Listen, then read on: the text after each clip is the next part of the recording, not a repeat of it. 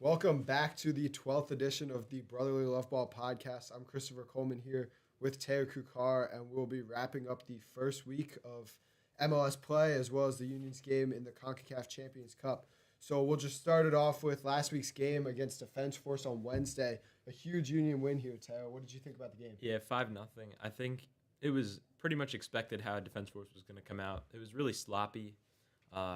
I don't really think they put up much of a fight. There were a couple of chances, I thought, at the beginning of the game especially. The defense was a little shaky, but they pulled through. They got some chances. After a cagey opening, it took about 30 minutes, but they got that opening goal on a free kick.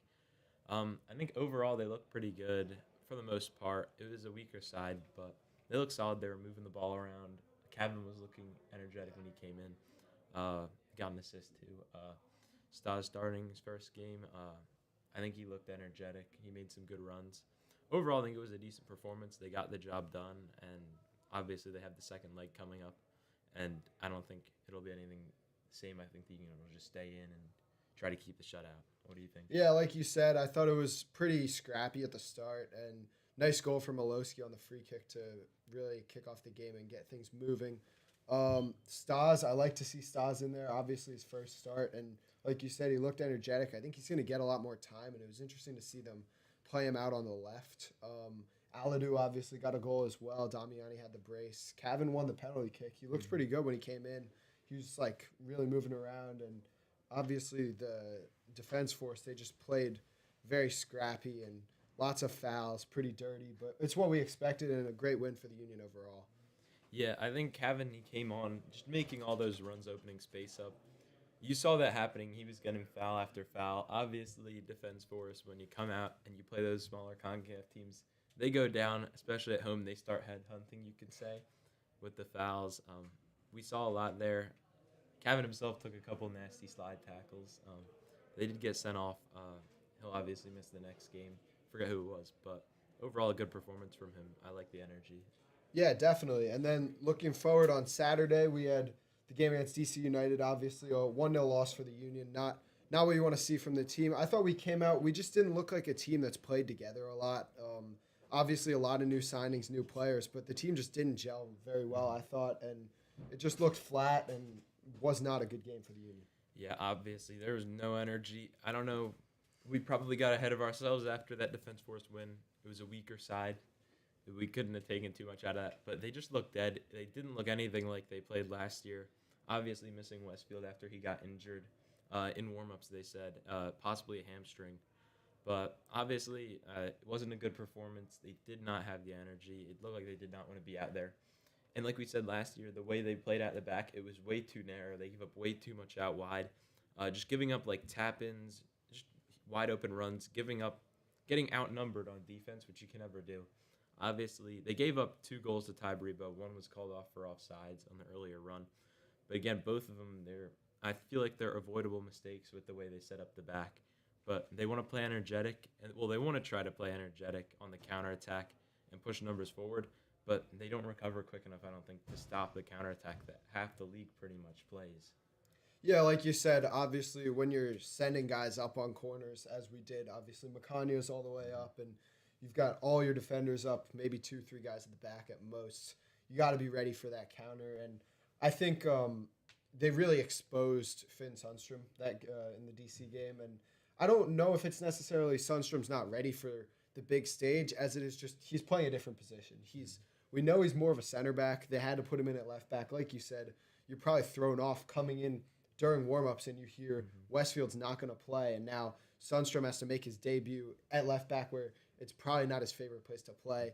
I thought he got caught out on the counterattack specifically, but also in other situations across the field, just getting beat down the left flank. And then Danley did trip on Baribo's goal, but I don't think that really contributed. Obviously, a 3v1, you'd expect DC to score.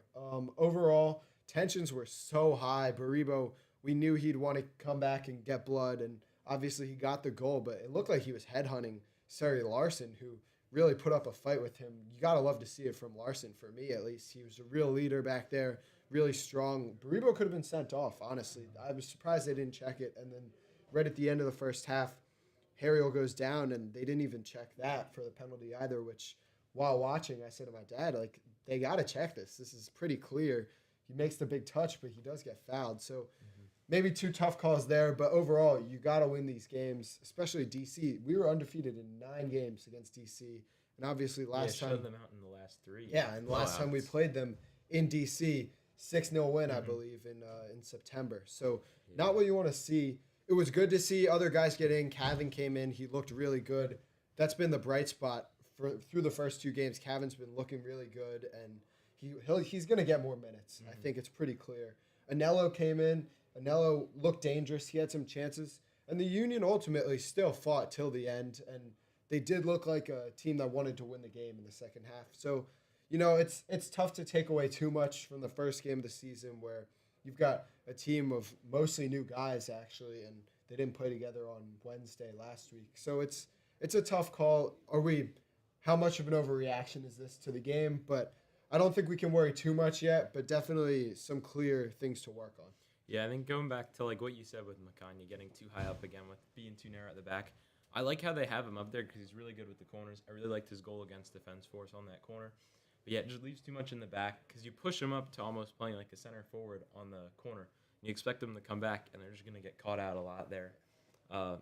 Sundstrom, like you said, he might be caught off guard because you come in your first MLS game. You're not expected to be starting, and then you hear an injury during warm-ups. You're going to be starting now, making your debut away from home. You haven't had the full amount of time to set in. I really don't think that helped him out, and I don't think he got too much support from the teammates there because it was a shaky game. So I don't think we can jump to conclusions off that, but I definitely would have wanted to see a better debut from him. I think you could say the same with Aladu getting sent off. I didn't see anything in the red. I don't know what he called. Honestly, just looked like a little battle with the shielding. I don't know what he called.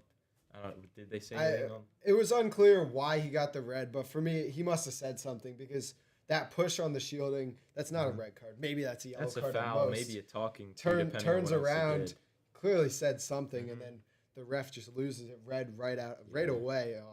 Really a weird situation, and it's a shame because I thought Aladu, for the most part, I liked what he was doing. He was winning fouls. He was playing that scrappy game that the Union play where it's going to be tough. We're going to have to fight for balls, and he was winning those fouls, winning the free kicks, and he's looking good already, I think. Defense Force, obviously good to see him score, and now you have to assume he's going to play a lot on Thursday since he won't be able to play this weekend. So it'll be interesting to see what they do with him, but you don't want to start your first MLS game with a red card. Yeah, I feel like he must have said something, but you would have, if it was something with the racism thing, they would have posted something about investigation about it, like you usually see, but there was nothing, so it makes me think what he really said to get sent off. Yeah, definitely, but that's the Union player, the chippy striker. You look back, Baribo, he was up there wreaking havoc, causing trouble, a little chippy, a lot of fouls. Damiani does it, Carranza does it, Santos and Shabelko even did it way back when. So that's kind of the Union way. It's a little chippy up there. I'm not too unhappy about it. I'm just a little confused more like what really happened. And even the players seem confused. Carnell didn't really have anything to say about it. So we'll see. Maybe we'll learn about it. Maybe we won't. But overall, just not the best way to start the season. No, not a good look. But obviously, towards the end, they did put up a good fight. I think they had a couple of chances they could have taken. Throughout the game, they had chances because they kept DC only to 1. They really just needed one chance, and just nothing was going in. But, yeah, I think we'll just look to improve off of that against Defense Force, get back on their feet, hopefully get revenge against NYC next weekend. Yeah, totally. So that wraps up the Union portion, and now we'll look into the MLS overall, where we've had, I think, 14 other games, and it was a huge week, lots going on. So we'll kick it off St. Louis and Charlotte, which I believe was the first match of MLS Matchday 1, and that was a 1-1 draw. St. Louis scored a really nice goal through Marcel Hansel, and this was a nice goal. St. Louis really dominated the match. They were at home against the Charlotte side, who was, 3rd or 4th last year in the East? Yeah, a lot of new signings last year, and they played really well, I think, last year. I was looking for an improvement. Coming out with a draw, I thought they were going to play a little better, control the game, but they got a point out of it. They can't be too mad about that. Yeah, and Pep Biel scored for Charlotte to kick off his season, and obviously they'll look to see a lot from him as well as Zaha and Toklamani. So overall, I think Charlotte would be happy to leave with a draw just because St. Louis dominated this match. But St. Louis, you're thinking maybe we could have gotten 3 points. We're at home opener, lots of fans there. So not the result you want for St. Louis, but both ways, I think you can see positives for both sides. Cincinnati at home against Atlanta United, and Cincinnati wins this game 2-0, but they do suffer an injury through Evander in the 10th minute, which is this could be the headline of the season, depending on how bad this is. We've seen scans where they've said, he's going to be fine. He won't play in Champions Cup this coming week, but Evander, top 3 player in the league. So yeah, I think he's a contender for MVP. He was last year. It's worrisome if he's going to be out for a while. I think anything over a month, that could be huge. Just at the beginning of the season, trying to get on your feet and start out strong. You don't want to see one of your best players go down with an injury. Hamstrings especially are never good. You can pull him, but the fact that he's injured from it, it's never a good look. Yeah, totally. And for Atlanta United, I think they should really be wondering what's going on. Obviously, the offense didn't convert here. You've got one of the strongest offenses in the league with Latte Lath and Almiron. So couldn't make much of that. And Atlanta, they just got to sort that out. But for Cincinnati, they should be really happy with this win because 2-0 without your star player, this is a great win for the club. Yeah, no, Atlanta, especially from last year carrying on, are honestly a horrible run of form. They haven't looked good. They've gone out and they've spent money. They've got really good players, I think. Latte Lath was hyped up so much last year. He didn't do anything. They went a whole run, I think, over a month or two without a win. Honestly, just a disappointing run from them, and I really think they need to fix that soon because that could be another season-defining run if they start off the season this bad. Yeah, and I think this proves a lot to the fact that FC Cincinnati can contend this year. And we didn't really know if they didn't make many signings this offseason to prove that they can contend, but even without Evander to win this game, I think getting a lot from Denke up top, it shows a lot from Cincinnati. So a great win for them. And then down in Orlando, this was a crazy game, a 2-1 win for Red Bull New York, who started two 17-year-olds and a 16-year-old, and Julian Hall, 17 years old, scores 2 goals. And this is just a crazy move from Michael Bradley, who's in his first game as the New York coach. Yeah, Michael Bradley, honestly, you remember watching him play. He was always playing for Toronto. I believe his dad was coaching New York or Toronto, one of them. But yeah, plays the young players. Coming up from coaching the youth team, he does bring up a bunch of players. They look good, and they look very dangerous up top. They got the goals. I saw them. They were pretty good goals, I think, just moving the ball well. It's what you want to see out of your youth players. Honestly, as they grow and come into the game, they're only going to get better. So that's a good spot for them, especially coming off some disappointing seasons, I would say. Yeah, and the assist from Mehmeti as well, only 16 years old. Great build-up just from New York overall. Maxi Crepeau did have a great game in goal for Orlando, 11 saves in his debut. You can't really ask more from your keeper, and it was really domination from New York overall, though, despite being in Orlando with their star power up front. But this shows, I think, that this New York Red Bull team can compete this year. Obviously, they didn't do well last year, but now with Julian Hall, Cade Cowell, Emil Forsberg, and Eric Choupo-Moting, the sky's the limit for New York. Yeah, I think they have a perfect mix of veterans and young players, and I think that's going to be a really good culture to develop those younger players and also just play well this season, have a good squad. Yeah, and for Orlando, they really need to just sort out that attack because you've got Duncan McGuire, Brian M., Martin Ojeda, and Marco Paslach. So you should be able to figure out how to create goals with a really dominant offense with multiple DPs. So got to look to figure out what's going on there. Obviously, 2 goals to concede. It's hard to score 2 goals, but with an offense like that, especially against the New York defense, they got to create more. Yeah, definitely. Down in Vancouver played Salt Lake this weekend. 1-0 win for Vancouver, and there's not much to this game. It was quite the boring match. Not a lot of chances created. Ezekiel Jackson scores for Vancouver, but really not much from it. Takaoka did have quite the shaky game in net for Vancouver, which was interesting coming off of such a great season last year. Yeah, coming off a great season last year, I thought they were going to look a lot better. Coming through 2 games now from the Champions League, too.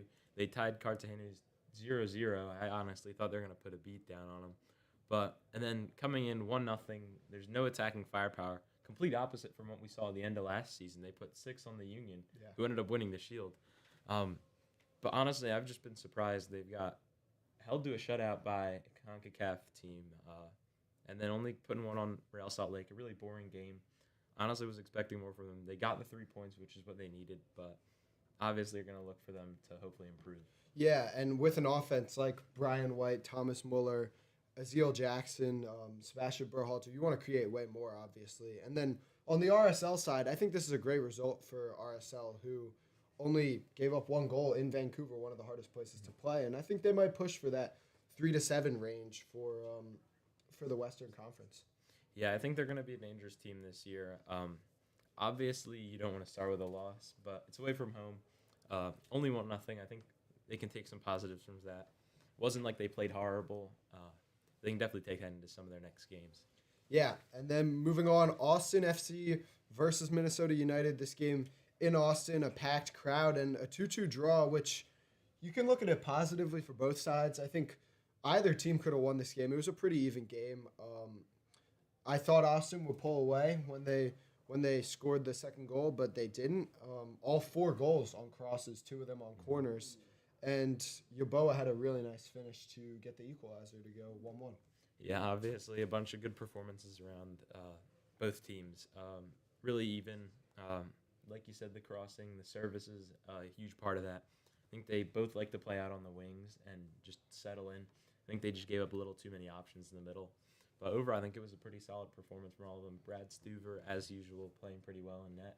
But overall, really good game, and we'll see where both these teams go from there. Yeah, and Facundo Torres, coming from Orlando FC, had a pretty good game.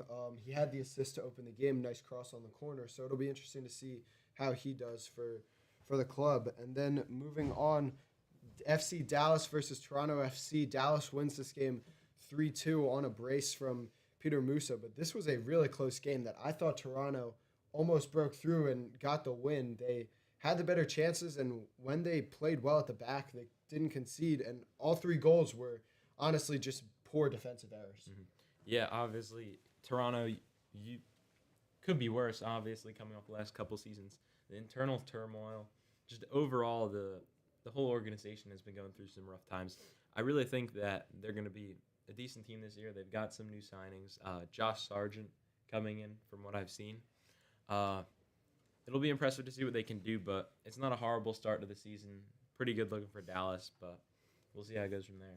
Yeah, and obviously Walker Zimmerman coming in, he had a pretty bad opening game. I thought he didn't look very good, but overall, if I'm Toronto, I'm actually pretty happy with this result. They competed against a pretty solid FC Dallas side in Dallas, and I don't think Toronto will be at the bottom of the table this year, which is kind of crazy to say coming off of the past few years. But next up, we had Houston versus Chicago Fire. Houston got the 2-1 win on the Guillermo Brace, the new signing from Santos. And on the Chicago side, Hugo Kuipers got a goal, but not enough came from Kuipers and Zinkernagel to create and win the game.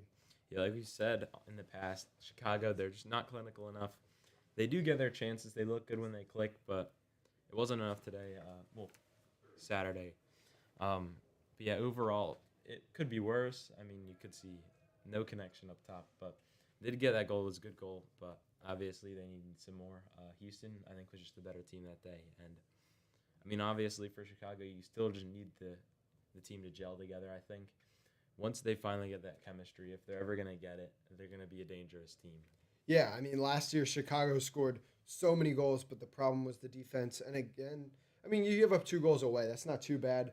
And for me, the main thing was Jonathan Bamba, Andrew Gutman, and Jack Elliott all didn't play, and that's just a problem. Obviously, injuries. Mm-hmm. But when they're all healthy, this is a game that Chicago should be winning, I think. And on the Houston side, you got to be happy. Your home opener, you win the game. And obviously, Guilherme, that's a great start for him coming in from Brazil and scoring 2 goals on his debut, and nice goals as well. He broke through on a through ball all the way from midfield. So a long run, but nice finish from him. Next up, Nashville versus New England. 4-1 win for Nashville at home. Sam Surge with the brace. Mukhtar got a goal, and the main thing you could take out of this game, Warren Madrigal, the new signing, with a goal and an assist, and this is great for Nashville. We had hyped them up, their attack, one of the best attacks in the country, we thought, and like we said, they come out 4 goals against New England, and this was just a great game for Nashville overall. Yeah, obviously Nashville, like we've been saying, Serge and Mukhtar have been impressive the last season. Mukhtar's been impressive, obviously, over the seasons before. But overall, just great offense from them. Madrigal, of course, coming from Saprissa, obviously a great debut for him. Espinoza, he was solid. He didn't contribute to a goal or assist, but I think he looked good up there, opening up spaces. Obviously, New England, they're not top caliber, I think, but it's just good to get that out of the way. 4-1 win, clinical, and they got the job done. They didn't leave any doubt in that. So I think that's a really good performance from Nashville, especially continuing. I think they're going to face Inter Miami in the CONCACAF Champions Cup. So just build up that steam there. They're going to need it for facing Messi and them. Yeah, and this Nashville team, obviously last year they didn't perform they weren't at the top of the table, but this year I think they can definitely make that push with such a strong offense. Just the 3-headed monster up top, maybe even 4 with Madrigal. So moving on, and then arguably game of the week, LAFC versus Inter Miami. The 3-0 win for LAFC, and Inter Miami just shouldn't have been on this pitch. I mean, LAFC looked so good. Bouanga got his goal, and we knew this would be quite an exciting game because Bouanga was due to make the move to Inter Miami this winter, and it never happened. He was really unhappy about this, but he comes out, gets the goal and the assist.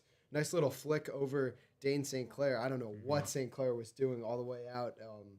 You only run out if you know you're going to make it to the ball, and he didn't make it to the ball. So great game for LAFC, who, for me, have already submitted themselves as probably the main title contender. Yeah, I think great performance in front of, I think, 75,000 fans it was. Honestly, a great performance for LAFC. Everyone's clicking like last year, just picking up where they left off. Obviously, really good for them. I mean, we saw after the game as well, Messi going in, trying to get into the refs' locker room. Very surprising. I mean, we saw it last year a couple times with the refs. I don't know what it is. I didn't think the reffing was that bad. I don't know what calls he could have missed. But overall, I think it was disappointing for Miami. With all those new signings, I just don't think they gelled well together so far yet.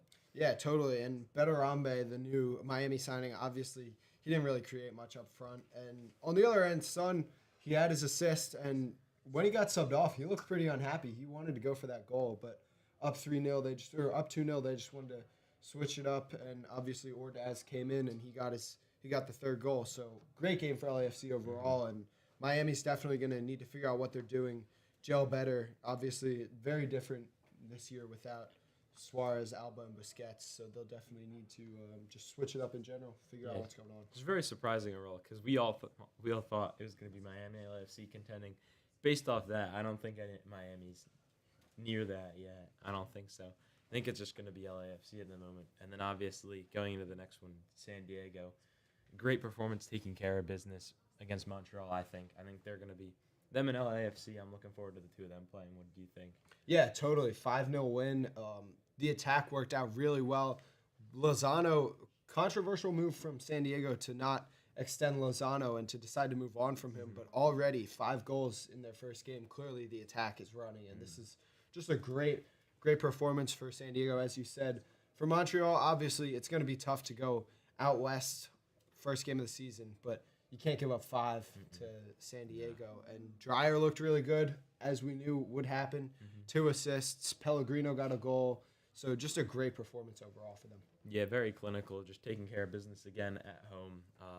Just putting it on. I mean, Montreal, they haven't looked good in the past. I think, like you said, they're going to be competing for the wooden spoon again. They're my favorites for it. Yeah, totally. And then in Portland versus Columbus, we had a 3-2 win for Portland, and this is a huge win as, you know, Columbus, a perennial contender. They go out west. They only get 2 goals, and Portland should be happy with this. Wessam Abu Ali, great performance for him, gets the goal and the assist, but not enough. And he looked good with Diego Rossi, I thought, but they just couldn't work it all out. And you can't concede 3 goals away and expect to win a game. Yeah, great performance, I think, from Abu Ali. I mean, huge signing last season coming over from Al Ali after the Club World Cup. I think he played really well. I think he's a good addition. Overall, Portland, I think they played out really well, like we thought. They were a pretty good team closing out last year. They didn't finish that high in the seeding, but they made it. They took San Diego to a 3rd game. I think they're really impressive, and obviously, if they keep their momentum, get back up to steam, I think they should be a pretty good team in the West. Yeah, I think mid-table, honestly. Yeah, I think Portland showed in this win that they can definitely push for a playoff spot. Maybe in that 3 to 7 range. Obviously, it's super broad, and especially in the West, there's so much going on. You've got LAFC, Vancouver, and San Diego at the front 3. You would think, but it's really pretty open in the West. The Galaxy, I think they might be able to contend this year. Obviously, a good win, a decent draw to start off the season, but we'll see how it works out for Portland. I thought Diego Rossi's finish was really nice to get the equalizer coming from Abu Ali, and Felipe Mora's goal for the Timbers was also very nice. But overall, a pretty good game. And then San Jose Sporting Kansas City, 3-0 win for San Jose, and I was really surprised to see this result, especially without Timo Werner, who's stuck in Germany for visa issues. Yeah, I think it was clinical for San Jose. Obviously, Kansas City, San Jose, they haven't been good in the past seasons. Battle, like, who you'd think, based off of experience the last couple of years, would be at the bottom of the table. San Jose, obviously, they picked up some new signings. Still winning on Timo, obviously, but I think they took care of business against the weakened Kansas City side. We'll see them play in Philly, I think it is, in March. So that'll be a good checkpoint, I think, for both teams to see where they are compared to the West. But obviously, once Timo gets there, I think they should be pretty dangerous. But yeah, the fact that they can take care of easy competition like this, it does get them in the conversation for lower mid-table, I think, just based off the first game. But yeah, pretty important for them. Yeah, and for me, I'm still just not sure how Timo Werner hasn't made it to America. Maybe MLS lawyers aren't very good with these visa issues, because you never see this in the MLB, the NBA, any of the other leagues. You only see it in soccer, and it's always been a problem. We've had problems for the union where we can't get visas, or families can't get visas. So Timo Werner signed a month ago, and they still haven't gotten him in. So a little confusing on that end, but we'll hope that he gets in by March 7th when San Jose comes to town to play the union. So it'll be exciting. Maybe we don't want him to come. Yeah. March 8th. But pretty good from them. And Sporting Kansas City, they just got to figure it out, see how they can get Jokovic more into the games. And obviously up top, he's pretty much all they've got is their scorer. So they'll need more from him, but they'll also need to give him more chances up top. And then the Galaxy versus NYCFC. This was our first Sunday night game. 1-1 draw, and it was a pretty even game overall. Matt Freese had, I think, 4 saves, so pretty good performance. Glesnes had an all-right debut. Royce gets the assist to João Klaus, the new signing, I believe. And this is great from NYCFC to go west for the first game of the season and get a draw against an LA Galaxy team who's looking like they're going to be a lot better than last year. Yeah, I think it was a pretty even game. Matt Freese looks good coming into the new season. He still looks solid. I think he is a contender to get that starting spot for the World Cup for the U.S., I think. Royce obviously getting the assist. I think he looks good. He's still got enough in the tank, I think, definitely for another season. Maybe a couple more, honestly. I don't want to see him retire because he's a really good player, obviously. But yeah, it's good for NYC, for them going out west, taking that draw in the opening weekend. Then they're going to be coming to Philly, obviously, a revenge match from last season. But yeah, it'll be interesting to see. I think it was a very even game. Rare coming from East versus West, obviously, but we'll see how the season goes from there for both teams. Yeah, and I think LA Galaxy, they have a really high ceiling compared to last year. Last year was pretty much all the bad things that could have happened for LAFC. And this year, obviously, it's going to be tough without Ricky Puig out for the whole year, which really sucks. One of the best players in the MLS. But they still have Joseph Paintsil, Marco Royce, João Klaus, and Gabriel Peck. So they've still got 4 really quality attackers. And then obviously at the back, you've got Glesnes coming off of a second in voting for Defender of the Year. Yeah. So they have a high ceiling, I think, but you got to get 3 points against a team coming from East and playing in the West on a Sunday night, especially in the opener. But overall, a good game there, and NYC, they'll come over to the Union this weekend, and we're just hoping for blood, I guess. Yeah. It's going to be or points. an exciting game Points. and always a chippy game between NYCFC. And then the last game of the weekend, Seattle versus Colorado, a 2-0 win for Seattle at home, and it was pretty much just domination from Seattle. Rothrock and Rosnack got goals, and not the best performance from Colorado, but everyone knows, you go to Seattle, this is going to be a tough game. Yeah, obviously tough in Seattle, but obviously I didn't see enough out of Aronson. I think overall, great hustle, I think, from Rothrock on that one goal. Chasing it down out of bounds, keeping it in, and then just immediately crossing and getting the goal. Great to see from him, a very impressive young player.